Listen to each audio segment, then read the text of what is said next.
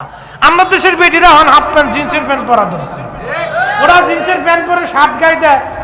আবার কোন সিস্টেম কি সিস্টেম, নতুন নতুন বুরকা সুরকা এপাশে ফাড়া ইন্দে সিরা ইন্দে সাটা ইন্দে কাটা, এগুলি পরে বেটি মনে করছে আমার বিশ্ব সুন্দরী দেখা যায়। এ মহিলা, তোমার এই সুন্দরীত্ব দিয়ে কি হবে? তোমার এই সোলা কলার পিছনে খালি মাসি ভন ভন ভন ভন করে। বিয়ে করার সময় ঠিকই পুরুষ মানুষ তালাশ করে, আব্বা মেয়ে পর্দা বসিত করে কিনা একটু ভালো করে দেখে বুঝে আইছে। কি কথা বল না কেন? তখন কিন্তু মেয়ে ভালো খুঁজে, তখন কিন্তু ছেলে কয় না আব্বা যে ছেলে প্যান্ট পরছিল জিন্সের প্যান্ট ওইটা খুঁজে নিয়ে আসে, এটা কয় না। কি কথা কন না কেন? এটা কয় না। তো নারী ও জিন্সের প্যান্ট ফুলবের প্যান্ট আড়া ভরা সিরা পরা পরে মনে করছে আমি বিরাট বড় সুন্দরী, একবারে বিরাট কিছু করে ফেলছে। এটা কিছু হয় না বোন। পর্দায় নারীর সৌন্দর্য, নামাজে নারীর সৌন্দর্য, ইবাদতে নারীর সৌন্দর্য। আল্লাহ আমার প্রত্যেক মা বোন ভাইদেরকে বোঝার তৌফিক দিক। সালমান ফারসি বয়োবৃদ্ধ সাহাবী, তিনি চলে গেলেন, খাল খনন করতে লাগলেন। হঠাৎ করে একটা পাথরের আঘাত করলো। ওনার যে শাবল ছিল, এই শাবল দিয়ে উনি আঘাত করার সঙ্গে সঙ্গে একটা বিকট শব্দ হলো। একটা পাথর বিরাট বড় লম্বা, 10 ফিট লম্বা, 10 ফিট চওড়া, 10 ফিট ডিপ, বিরাট বড় পাথর। আবার বলি 10 ফিট লম্বা, 10 ফিট চওড়া, 10 ফিট ডিপ, সাদা ধবধবে একটা পাথর। পাথরটা একবারে সাদা ধবধবে একটা সাদা পাথর। সালমান ফারসি শাবল দিয়ে আঘাত করলেন। শাবলটা কোনো বর্ণনায় আসছে শাবলটা ভেঙে গেল, অর্থাৎ লোহার শাবলটা পাথর আঘাতে ভেঙে গেল। লোহা ভেঙে গেল পাথর আঘাতে, তাহলে পাথর কত শক্ত হবে। সালমান ফারসি এসে বলেন, ইয়া রাসূলুল্লাহ, এত বড় পাথর পড়েছে, একবারে বিরাট বড় পাথর, 10 ফিট চওড়া, 10 ফিট লম্বা, 10 ফিট গভীর। এই পাথর যদি সরাইতে না পারি তাহলে কাফেররা এই পাথরের উপর দিয়ে ঘোড়া দাবড়ায় আবার নিজেরা পায়ে হেঁটে এসে আক্রমণ করবে।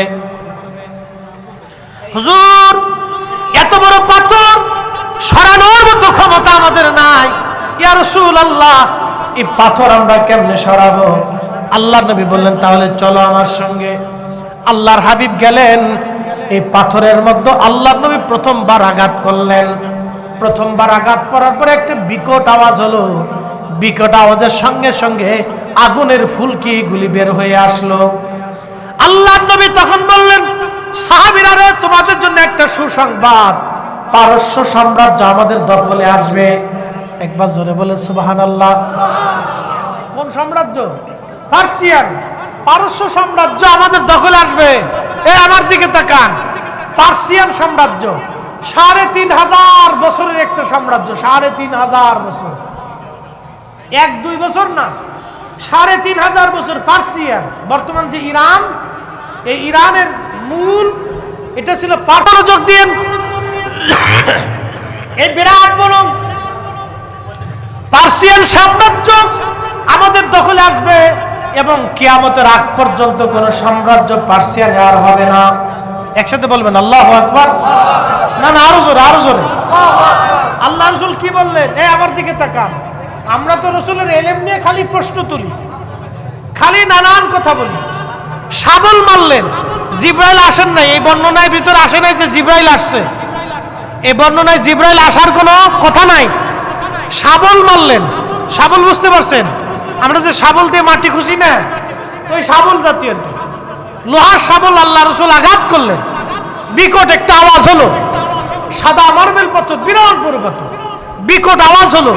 আগুনের স্ফুলিঙ্গ বের হয়ে আসলো। পাথরটা 3 খণ্ডে বিভক্ত হলো। একসাথে বলবেন আল্লাহু আকবার। কোন বর্ণনা আসছে 3 খণ্ডে বিভক্ত হলো। আল্লাহর নবী প্রথমবারে বললেন, সাহাবীরা, তোমাদের জন্য সুসংবাদ, পার্সিয়ান সাম্রাজ্য আমাদের দখলে আসবে। কিয়ামত পর্যন্ত পার্সিয়ান সাম্রাজ্য আর আসবে না, এটা মুসলমানদেরই থাকবে। আরো জোরে, আরো জোরে, আরো জোরে, আল্লাহু আকবার। দ্বিতীয়বার আবার আঘাত করলেন। আবার আঘাতে আবার বিকট শব্দ হলো, স্ফুলিঙ্গ বের হলো। প্রত্যেকটা খণ্ড আরো 3টে করে খণ্ড হলো। একসাথে বলবেন মারহাবা। নবী বললেন, সাহাবীরা রে, রোম সাম্রাজ্য মুসলমানদের অধিকারে আসলো। কিয়ামত পর্যন্ত আর কোন রোম সাম্রাজ্য পৃথিবীতে আসবে না। আরো জোরে, আরো জোরে। না না হয় না, আরো জোরে। পাওয়ার আসেনি? কথা কন না কেন? পাওয়ার আসেনি? আল্লাহ রসুলের এলেম নিয়ে প্রশ্ন তোলাটা বোকামি। রসুলের এলেম নিয়ে প্রশ্ন তোলাটা বোকামি। আল্লাহ রসুলকে আল্লাহ এত পরিমাণে এলেম দিয়েছিলেন যার কোনো সীমানা নাই। এটা সীমানা আমরা বর্ণনা করতে পারবো না। খুব মনোযোগ দিয়ে আল্লাহর হাবিব রাসূল করিম সাল্লাল্লাহু আলাইহি ওয়াসাল্লাম বললেন, রোম সাম্রাজ্য বিজয় হবে। এরপরে নবীজি আবার আরেকটা আঘাত করলেন। আরেকটা আঘাত করার পরে স্ফুলিঙ্গ বের হলো। বাকি খণ্ডগুলি আরো 3টা করে খণ্ডে বিভক্ত হলো। আল্লাহর নবী বললেন, ইয়ামান আল্লাহ আমাকে দিয়ে দিলেন। ইয়ামান, বর্তমান যে ইয়ামান আপনারা দেখেন, নাম শুনেন ইয়ামান। ইয়ামানের মানুষ খুব ভালো। সৌদি আরবে যারা ইয়ামানে কাজ করে তারা খুব ভদ্র এবং নম্র। ইয়ামানের মানুষ খুব ভালো, সুন্দর আচরণ এদের। আল্লাহর নবী বললেন, কিয়ামত পর্যন্ত ইয়ামান আল্লাহ আমারে দিয়ে দিলেন। এই ইয়ামানে কিয়ামত পর্যন্ত ইসলাম থাকবে। একবার জোরে বলা যাবে কি সুবহানাল্লাহ? ইয়ামান আমাকে আল্লাহ দিয়ে দিলেন, ইয়ামান বিজয় হবে, ইয়ামান বিজয় হবে। আল্লাহু আকবার। তখন সাহাবায়ে কেরাম সবাই তো বিনা বাক্যে বিশ্বাস করে নিলেন। কিন্তু যারা মুনাফিক ছিল তারা বুরু কুসকায়, আখ শরীর চুলকার, কয় শুনছো মুহাম্মদ নিজেরে বাঁচানোর জন্য কেবল খাল খনন করতেছে, মক্কার কাফেরদেরকে সে প্রতিহত করতে পারে না, খাল খুঁজতেছে। সে নাকি পারস্য বিজয় করবে, রোম সাম্রাজ্য বিজয় হবে, ইয়ামান বিজয় হবে। দেখছো মুহাম্মদও পাগল, মুহাম্মাদের সাথীরাও পাগল। সেদিন তারা বিশ্বাস করতে পারে নাই। কিন্তু ঠিকই হযরত ওমরের জামানায় রোম সাম্রাজ্য বিজয় হয়েছে। খালিদ বিন ওয়ালিদ রাদিয়াল্লাহু আনহু বিজয় হয়েছেন। খালিদ বিন ওয়ালিদের নাম ছিল সাইফুল্লাহ। কি নাম ছিল? সাইফুল্লাহ। এই আমার দিকে তাকান, এই সাইফুল্লাহর ব্যাখ্যা দিতেছি, জোরে বলেন কি নাম? সাইফুল্লাহ শব্দের অর্থ কি? আল্লাহর তরবারি। কার তরবারি? আল্লাহর তরবারি কোনোদিন পরাজিত হতে পারে না। এজন্য উনি জীবনে কোনো যুদ্ধে পরাজিত হন না। জোরে জোরে, না আরো জোরে। ইন্তেকালের আগে উনি কাঁদতেছে,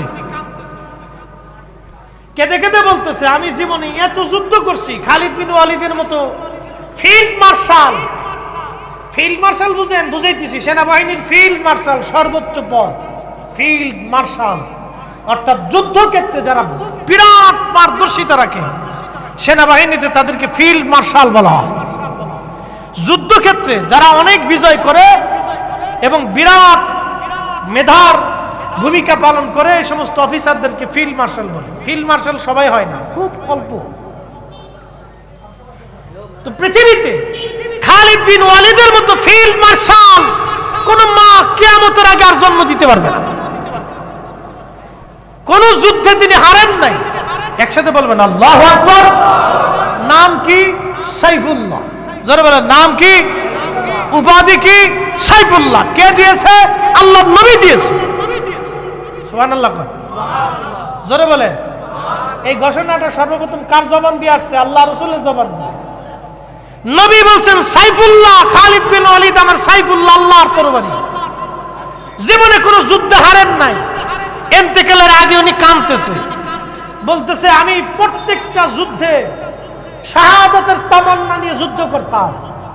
কাফেরদের ভিড়ের ভিতরে তলোয়ার চালাইতাম। 2 হাত দিয়ে তলোয়ার চালাইতো না উনি, 1 হাত দিয়ে তলোয়ার চালাইতো না, 2 হাত দিয়ে চালাইতো। একসাথে বলবেন আল্লাহু আকবার। ওনার ডান হাতে যেমন জোর, বাম হাতে একই রকম জোর। 2 হাত দিয়ে তলোয়ার চালাইতো, উনি 1 হাতে যুদ্ধ করতেন। ওনার যুদ্ধ ছিল 2 হাতে,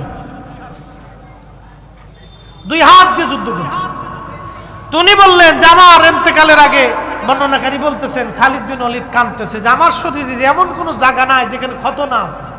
হয় তলোয়ারের আঘাত, না হয় তীরের আঘাত, না হয় বর্ষার আঘাত, না হয় ছুরির আঘাত। আমার শরীরের প্রত্যেকটা অংশে ক্ষত আছে। আমি শাহাদাতের তামান্না নিয়ে যুদ্ধ করতাম। আমার সঙ্গী কতরা শহীদ হয়ে গেল, কিন্তু আল্লাহ আমার শহীদ বানাইল না। কারণ কি জানেন? উনি সাইফুল্লাহ ছিলেন, আল্লাহর তরবারি ছিলেন। আল্লাহর তরবারি কারো তরবারিতে মরতে পারে না। এই কি কথা কর না, ঠিক কিনা? জোরে বলেন আল্লাহু আকবার। আল্লাহর তরবারি কারো তরবারিতে মরতে পারে না। রাসূল তার জবান দিয়ে তাকে উপাধি দিয়েছে সাইফুল্লাহ। নবীর জবানের এত বরকত, জীবনের শেষ সময় পর্যন্ত তিনি এই সাইফুল্লাহ যুদ্ধের ময়দানে কোনোদিন হারেন নাই, মরেন নাই। আপনি আমি রাসূলের কথা নিয়ে, কাজ নিয়ে, জীবনী নিয়ে আমরা অনেক সময় বিতর্ক করি, ঠিক না। আল্লাহ রাসূলের শান নিয়ে কোনোদিন বিতর্ক করবেন। উনি সব শানের ঊর্ধ্বে, আল্লাহর পরেই তার ইজ্জত। ওনার ইজ্জতের উপরে সৃষ্টিতে কারো ইজ্জত নাই, স্রষ্টার পরেই ওনার দাম। ওনার ইজ্জতের উপরে সৃষ্টিতে কোনো ইজ্জত নাই। উনি যা বলতেন আল্লাহ তাহা করতেন, উনি যা চাইতেন আল্লাহ তাহা দিতেন। আল্লাহর সাথে ওনার একটা ওয়াদা আছে, কিয়ামতের ময়দানে একটা গুনাহগার উম্মত রাইখা নবী জান্নাতে যাবে না। আরো জোরে জোরে পড়েন, জোরে জোরে জোরে একসাথে বলেন আল্লাহু আকবার। এই নবীর গোলামির দরকার আছে কিনা? না, গোলামির প্রয়োজন আছে। অধিক পরিমাণে দুরুদ ও সালাম, সুন্নতের আমলের উপরে নিজেকে পাবন্দি করবেন। অধিক পরিমাণে দুরুদ ও সালাম, সুন্নতের আমলের প্রতি নিজেকে ঝুঁকাই দিবেন, ঝুঁকাই দিবেন। আল্লাহর হাবিবের সুন্নতের দিকে নিজেকে ঝুঁকাই দিবেন, ঝুঁকাই দিবেন। আপনি যেই পীরের মুরিদ হন, যে পীরের মুরিদ হন, নবীর সুন্নতের দিকে নিজেকে ঝুঁকাই দিবেন, ঝুঁকাই দিবেন। মুহাব্বতের দিকে নিজেকে রুজু করে দিবেন। আর যারা রাসূলের শানের বিরুদ্ধে বলে তাদের থেকে 100 গজ দূরে থাকবেন। আগুন থেকে যেইভাবে দূরে থাকেন ওখান থেকে তত দূরে থাকবেন। আল্লাহ রাসূলের শানের বিরুদ্ধে কেউ যদি বলে তো তার থেকে এত দূরে থাকবেন। তাকে সাহায্য করা, টাকা দেওয়া, বন্ধুত্ব করা, সম্পর্ক করা, মহব্বত করা থেকে দূরে থাকবেন, আগুন থেকে যেইভাবে দূরে থাকবেন। এটা ভয়ঙ্কর। রাসেল ভাইপার সাথে ভয়ঙ্কর। ও সবল মালে শেষ করে দিবে। ও নিজেও বুঝে না, ওর জাতিও বুঝে না। ও নিজেও বুঝে না যে নিজে ধ্বংস হয়ে গেছে, নিজেও বুঝে না। নিজেও বুঝে না যে সে নিজে ধ্বংস হয়ে গেছে, এটা বুঝে না। সে বুঝে না। সেদিন মুনাফিকরা বলল, যে ব্যক্তি কাফেরদের থেকে বাঁচার জন্য, মক্কার বাসীদের থেকে বাঁচার জন্য খাল খুঁজতেছে, সে বলে পারস্য বিজয় করবে, সে বলে রোম বিজয় করবে, তার বলে ইয়ামান বিজয় হবে। দেখছো, পাগল হয়ে গেছে। কিন্তু সেই দিন সাহাবায়ে কেরাম যারা খাল খুঁজতেছিলেন, তারা দৃঢ় বাক্যে, একবার বিনা বাক্যে, বিনা দলিল রাসূলের কথাগুলি ইয়াকিন করে কালবের মধ্যে নিয়ে সেদিন খাল খনন করে তারা সেদিন জীবন বাজি রেখে জিহাদ করেছিল। ঠিকই সেই মুজাহিদরাই সেই পারস্য সাম্রাজ্য, সেই রাম সাম্রাজ্য, সেই ইয়ামান তারা দখল করে নিয়েছিল। একসাথে বলা যাবে আল্লাহু আকবার। রাসূল করিমের প্রত্যেকটা কথা কবুল হয়েছে। আল্লাহ রাসূল আরেকটা কথা বলেছিলেন, আমার উম্মত তোমরা শুনে রাখো, আমার এই হেরেম থেকে উহুদ পাহাড় পর্যন্ত জামাত হবে। আমার হেরেম থেকে উহুদ পাহাড় পর্যন্ত জামাত হবে। আমার উম্মত উহুদ পর্যন্ত ভরে যাবে। আজকে উহুদের একটা ঘটনা আপনাদেরকে শোনাই। জীবনে গেছেন কিনা জানি না, যদি কোনোদিন যান আজকে বলে দিই গোপন কথাটা। রাতে যাবেন উহুদ পাহাড়ে, যেখানে রাসূল করিম সাল্লাল্লাহু আল্লাহু আকবার। আমি কিভাবে বলবো, কোরআন আমার সামনে। আমি নিজে গেছি রাত্রিবেলা, এশার নামাজ পড়েছি ওইখানে। আমরা কয়েকজন ছিলাম, তার ভিতরে কয়েকজন আলেম ছিল। এই রাত্রিবেলা গেছি। আল্লাহর হাবিব যেইখানে, যেই পাহাড়ে, উহুদের যেই অংশে আহত অবস্থায় ফেরেশতার এবং সাহাবায়ে কেরাম নিয়ে রাসূলকে বিশ্রামে রাখছিলেন, রাত্রিবেলা গেলে সেখান থেকে বেহেশতের ঘেরান আসে। আমি নিজে শুনেছি। আল্লাহু আকবার, আল্লাহি বিল্লাহি তাল্লাহি। এই কোরআন শরীফ আমার হাতে বাবা। আমি পৃথিবীতে এত সুঘ্রাণ কোনো আতরে, কোনো সুঘ্রাণে পাইনি। ওইখানে যাই এশার নামাজ পড়লাম, ছোট্ট একটু জায়গা। আহা, চোখের পানি আর ধরে রাখতে পারতেছিলাম না, বাতাসের মাধ্যমে সুঘ্রাণ আসতেছিল। শেষে উঠে যে একটা সিমেন্ট এখন আটকাই দিয়েছি, একটু ফাঁকা রাখছে, যা কোন রকম ধরে নাক ভিতরে ঢুকাই দিয়ে দেখলাম এত ঘ্রাণ আসতেছে, এত সুঘ্রাণ আসতেছে। চিন্তা করলাম 1450 বছর পরেও আল্লাহ রাসূলের সুঘ্রাণ এখান থেকে যায় নাই। শুধু রাসূল করিম এখানে বসেছিলেন, সাহাবায়ে কেরাম থেকে সেবা করেছিলেন, রক্ত ঝরেছিল রাসূলের। সারা রাত্র আল্লাহর হাবিব এখানে বিশ্রাম করেছিলেন। নবী পাকের একটু বিশ্রামে এই জায়গাতে এত সুঘ্রাণ হয়েছে যে সারা রাত্র বেহেশতের ঘ্রাণ আসতে থাকে। বাতাসে ঘেরান আসতে থাকে, ওই জায়গা থেকে জান্নাতের ঘেরান আসতে থাকে। আল্লাহু আকবার, আল্লাহু আকবার, একসাথে বলবেন আল্লাহু আকবার। নিজেকে স্থির রাখতে পারি।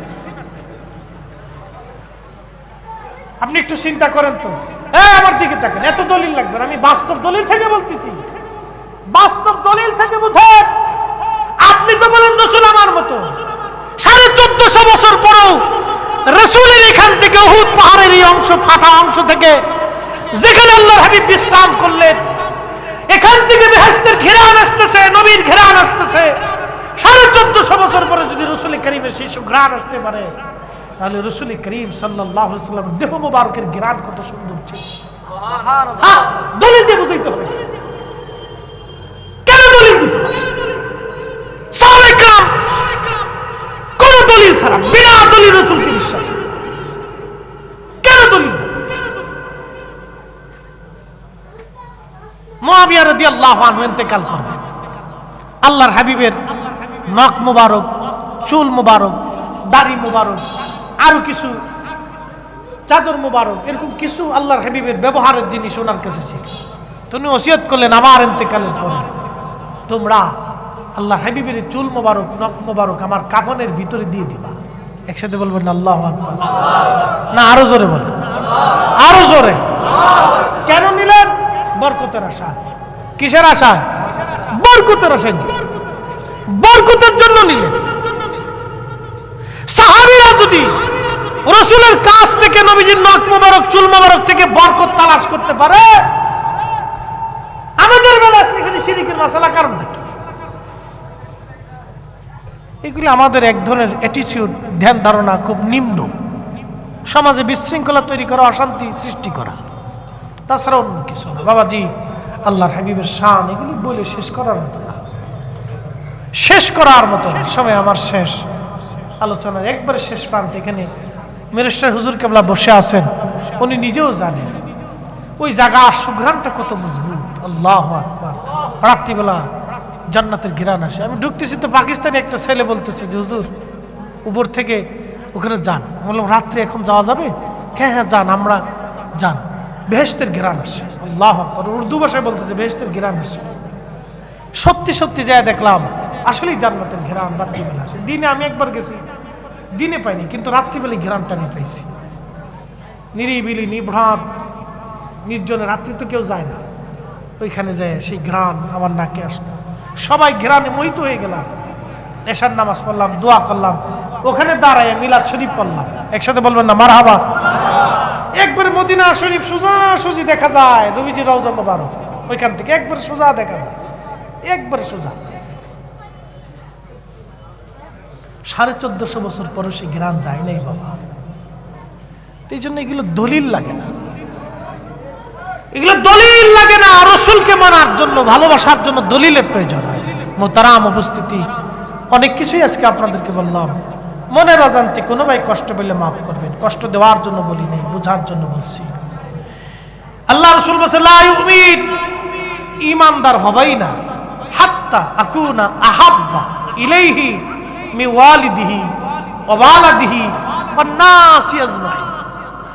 নিজের সন্তান, নিজের পিতামাতা, সমস্ত মানব জাতি থেকে, সব কিছু থেকে আমি রাসূলকে যদি ভালো না বাসো, তুমি ঈমানদারি হবে না। একসাথে বলা যাবে আল্লাহু আকবার। আমি বলতেছি, আমার দিকে তাকান। আপনারা সন্তানকে নিজের জীবনের চাইতে বেশি ভালোবাসেন, কি কথা বলেন ঠিক কি না? সন্তানকে নিজের জীবনের চাইতে বেশি ভালোবাসেন। হুজুরকে আপনারা শ্রদ্ধা করেন। এখন হুজুরে আপনি দাওয়াত দিয়ে নিয়ে গেলেন বাড়িতে, দাওয়াত দিয়ে নেওয়ার পরে হুজুর যদি আপনার সন্তানের গলার মধ্যে ছুরি ধরে, মানবেন? হুজুরে তো আপনি পীর সাহেব হুজুর মানেন, খুব মহব্বত করেন, হুজুরের কাছে বায়াত নিছেন, কিন্তু হুজুর যদি গলার মধ্যে ছুরি ধরে তোর ছেলের এখন মেরে ফেলবো, আপনি মানবেন না। কারণ আপনার কলিজাতে সন্তানের মহব্বত বেশি। আল্লাহ রাসূল বলেন তুমি ঈমানদারি হবে না, তুমি তোমার কলিজার ভিতর থেকে সন্তানকে যেরকম ভালোবাসো তার চাইতে বেশি পরিমাণে আমি নবীকে ভালোবাসবা। এই জন্য আমরা সুন্নিরা রাসূল কারীমের শান একটু ছোট করে কেউ বললে আমাদের কলিজার ভিতরে আগুন জ্বলে যায়। কি কথা বল না? কলিজার ভিতর কি ধরে? আগুন ধরে। আমরা বরদাস্ত করতে পারি না, আমরা সহ্য করতে পারি না। আব্বাসী হুজুর মাঝে মধ্যে কাফের মতো দেয়। কেন দেয়? কারণে দেয়, বেকারণে দেয় না। বেকারণে দেন না, কারণেই দিছে, কারণেই দিতে। কারণ ইশকে রাসূল এমন এক দামি জিনিস, এখানে অনেক আশিক স্থির থাকতে পারে না। আপনাকে বুঝতে হবে। আল্লাহ রাসূল বলেছেন তোমার জীবনের সব কিছুর চেয়ে আমি রাসূলকে প্রাধান্য দিতেই হবে। এই জন্য সাহাবায়ে কেরাম দামি ছিলেন, এই জন্য জীবনের সব কিছু উজাড় করে রাসূলকে মহব্বত করতেন। এক সাহাবী আসলেন, সহিহ মুসলিমের হাদিস, ইয়ামান একটা চাদর, সবুজ চাদর, নকশা করা একখানা চাদর আনলেন। জান্নাতের পোশাক কিন্তু সবুজ, এটা মনে রাখবেন। জান্নাতের পোশাক সবুজ, জান্নাতীদেরকে আল্লাহ সবুজ পোশাক পরাবে, বাংলাদেশের মতো সবুজ হবে না। এই সবুজ পোশাক এত সুন্দর দেখা যাবে, দেখতে শুধুই দেখতে মন চাবে, এত সুন্দর। তো এই সবুজ চাদর আনা হলো আল্লাহর নবীর জন্য। সাহাবী এসে বলেন, ইয়া রাসূলুল্লাহ, সবুজ চাদরখানা আপনার জন্য আনছি হাদিয়া হিসেবে। আল্লাহর হাবিব, আপনি এটাকে গ্রহণ করে নেন। আল্লাহর হাবিব চাদরখানা নিলেন, আল্লাহর নবীজির গা মোবারকের মধ্যে চাদর ঝুলাই দিলেন। আরেক সাহাবী এসে বলতেছে, ইয়া রাসূলুল্লাহ, আপনি দয়া করে আমাকে চাদরখানা আমাকে দান করে দেন। আল্লাহর নবীর অভ্যাস ছিল, কেউ কোনো কিছু দান চাইলে আল্লাহর নবী তার শূন্য হাতে ফিরাইতেন না, কিছু না কিছু দিয়ে আল্লাহর নবী বিদায় করতেন। শরীর মোবারক থেকে চাদরখানা নামাইয়া রাহমাতুল লিল আলামিন নবীজি ওই চাদরখানা বিষয় সাহাবীকে দিয়ে দিলেন। অন্যান্য সাহাবীরা রাগান্বিত হয়ে গেলেন ওই সাহাবীর উপরে। সাহাবীরা তাকে টেনে নিয়ে বলতেছ, আল্লাহর বান্দা, তুমি কি জানো না আল্লাহর নবীর চাদরের খুব প্রয়োজন? তুমি কেন দান চাইলা?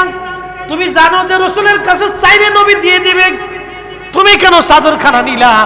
আল্লাহর নবীর কষ্ট কেন দিলা তুমি? এইভাবে সব সাহাবী তার বকাঝকা করতেছে, রাগারাগি করতেছে। সব সাহাবী তার রাগ করে, তুমি জানো না নবীর চাদরের খুব দরকার, তুমি এটাও জানো চাইলে নবী দিয়ে দেবে, তুমি কেন চাইলা? নবীকে কেন কষ্ট দিলা? সাহাবী ডরে কেঁদে ফেলছে, হায় আমি করলাম কি? সাহাবী আল্লাহ রাসূলের কাছে যায় কাঁদতেছে। নবীজি বললেন, কাঁদো কেন? বলি, ইয়া রাসূলুল্লাহ, ইয়া হাবিবাল্লাহ, আমাকে মাফ করে দেন। বলে, মাফ চাও কেন? বলে, হুজুর আপনার চাদর আমি দান নিয়েছি, ভিক্ষা নিয়েছি। হুজুর আপনাকে কষ্ট দেওয়ার জন্য চাদরখানা নেই নাই, আমার নিজের প্রয়োজনের জন্য আমি চাদরখানা নেই নাই। ইয়া রাসূলুল্লাহ, আমি চাদরখানা নিয়েছি একটা কারণে, কারণটা হলো আমার নিজের জীবনের বড় তামান্না, এই চাদরখানা দিয়ে আমি আমার কাফনের কাপড় বানাবো। একবার জোরে বলা যাবে কি মারহাবা? কিসের কাপড়? কাফনের কাপড় বানাবে কে? সাহাবী। আমাদের ঈমানের চাইতে সাহাবীদের ঈমান কি দুর্বল না মজবুত? আমাদের ইয়াকিনের চাইতে সাহাবীদের ঈমান কি দুর্বল না মজবুত? একবার উহুদ পাহাড়ের মতো মজবুত ছিল। উহুদ পাহাড়ের মতো। এই উহুদ পাহাড় রাসূলকে আশ্রয় দেওয়ার কারণে, শুধু ভালোবাসার কারণে। নবী বললেন, উহুদ আমাকে ভালোবাসে, আমি উহুদকে ভালোবাসি। জোরে জোরে জোরে। আলা বাবিন মিন আবওয়াবিল জান্নাহ, এই উহুদ জান্নাতের পাহাড়, ও আমার সাথে জান্নাতে যাবে। একসাথে বলেন আল্লাহু আকবার। রাসূল ভালোবাসার দাম কত? হুজুর আইলে কিন্তু মাইক মুখ ছুঁয়ে যায় বোকা। এটা যে মাইক, এ মাইকে হুজুর ওয়াজ করতো না।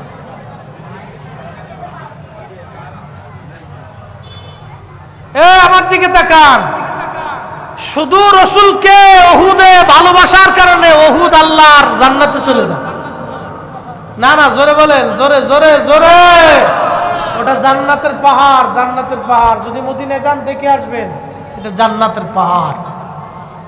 উহুদ জান্নাতের পাহাড়। শুধু আল্লাহ রাসূলকে মহব্বত করার কারণে উহুদ জান্নাতে চলে যাবে। অতএব মহব্বতের দামটাকে ছোট করে দেখার সুযোগ নাই, এটাকে কোনো মতেই দেখার সুযোগ নাই। এই জন্য অনেকেই আল্লাহর হাবিবের নাম মুবারক নিয়ে চুমা খায়, খায় কি খায় না? চুমা খায়, অনেকেই পছন্দ করে না। আপনার পছন্দ অপছন্দ দিয়ে আমাদের কিছু যায় আসে না, এটা আল্লাহ রসুলের মহব্বতে দেওয়া হয়। কি কথা কন নাকি, ঠিক কিনা? ইমাম জাইনুদ্দিন শামী ফতোয়া শামীর কিতাবুস সালাতের বাবুল আযানের ভিতরে তিনি মাসালা লিখছেন, এটা রসুলের মহব্বতে দেওয়া হয়। আপনার পছন্দ হলে কি, ছাতা না হলে কি, আপনার পছন্দ অপছন্দ দিয়ে রসুলের মহব্বত চলে না। কি কথা কন নাকি, ঠিক কিনা? রসুলের মহব্বত, এগুলি মাসালা নিয়ে আমাদের দেশে অনেক ঝগড়া করে, অনেকে বেহুদা ঝগড়া করে। মক্কা মদিনাতে যায় দেখেন কোনো ঝগড়া নাই, যার যার মতো শেষে করতেছে। ওরে তোর কপালে কষ্ট আছে তাই বুঝতেছে।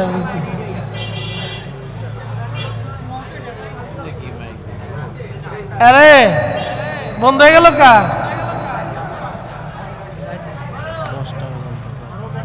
হাই হাই, অনেকদিন ওয়াজ করি না, আজকে ওয়াজে বসে এমনি ঠান্ডা কাশি লাগছে, কয়েকদিন জ্বরে ছিলাম। দরুশে পড়ি আল্লাহুম্মা সাল্লি আলা সাইয়্যিদিনা মাওলানা মুহাম্মাদ ওয়া আলা আলি সাইয়্যিদিনা। একটু জিকির করি লা ইলাহা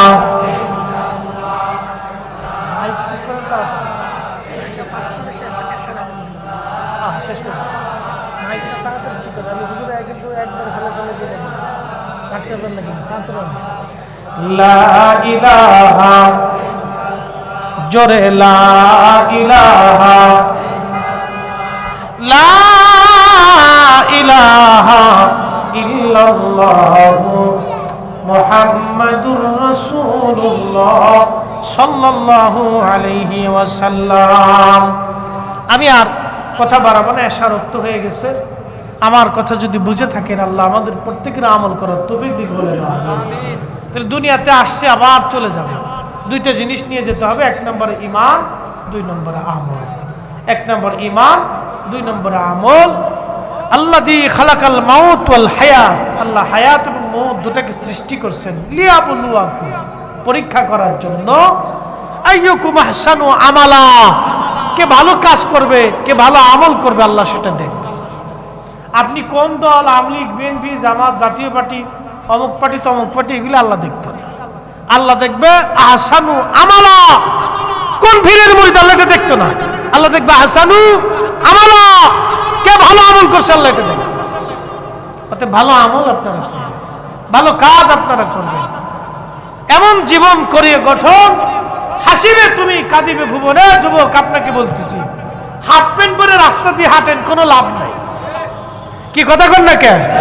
নতুন ফ্যাশন বের হয়েছে, ও সকালবেলা হাফ প্যান্ট পরে রাস্তা দিয়ে হাঁটে আর বিরাস ফায়ার করতে থাকে, বিরাস চিপতে থাকে। আধা ঘন্টা লাগে তার বিরাস করতে আর মুছতে, আর পরিষ্কার হতে আধা ঘন্টা চলে যায়। রাস্তা দিয়ে হাফ প্যান্ট পরে সকালবেলা হাঁট আর বিরাস করে। ও ভাবে যে আমি বিরাট বড় লাট সাহেব, ওসি সাহেব, ডিসি সাহেব হয়ে গেছি, বিরাট কিছু হয়ে গেছে সমাজে।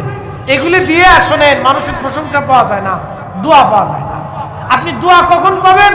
আপনার গ্রামে দেখেন গরিব মানুষ কি আছে, দরিদ্র কি আছে, যে টাকার অভাবে চিকিৎসা হতে পারে না, আপনি তারে নিয়ে একটু ভালো চিকিৎসা করাই দেন। যে ভালো খাইতে পারেন, এরকম বহুত মুরব্বী আছে, তার ঘরে একটু ভালো গোপনে কিছু খাবার দিয়ে আসেন, তারে নিয়ে একটা ভালো হোটেলে খাবার খাওয়ান, নিজের বাড়িতে রান্না করে খাওয়ান। ও মুরব্বী সারা জীবনের জন্য আপনার জন্য দোয়া করবে। এগুলি ভালো কাজ, এগুলি করেন, এগুলি করেন। হাফ প্যান্ট পরে রাস্তাতে ঘুরলে আপনার হবে কি? মরার পরে মানুষ তুতো ফল বের করে ধরে, এটা বিয়াদব ছিল। বহু বিয়াদব উচ্ছৃঙ্খল কবরে চলে গেছে, সাথে কবরের পাশে কেউ যায় না। বহুত নেতা, এমপি, মন্ত্রী, MP, minister, OC, DC, SP কবরে চলে গেছে, কবরের পাশে আজ কেউ যায় না। হ্যাঁ, কি কথা কর না? কিন্তু আল্লাহর ওলি ঘুমাই রয়েছেন, ওনার মাজারের পাশে মসজিদ হয়েছে, মাদ্রাসা হয়েছে। কি কথা কর না? কিন্তু আল্লাহরে খুশি করে গেছে, খুশি করে গেছে, এই জন্য মাদ্রাসা হয়েছে, মসজিদ হয়েছে। দোয়া হয়, এগুলি করে যা। আমার শেষ কথা, এগুলি করে যা।